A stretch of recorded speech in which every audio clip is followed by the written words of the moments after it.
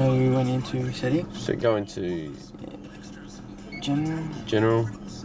down, steer, yeah. Set up. Now, if the values over here are too close, you need to adjust to low impedance. Yep. Which we've done.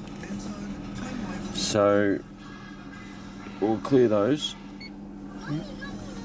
Now push volume plus, start, push start.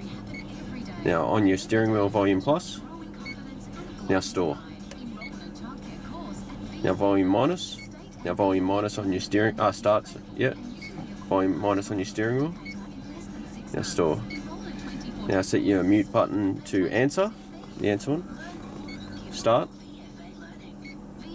mute, store. Perfect.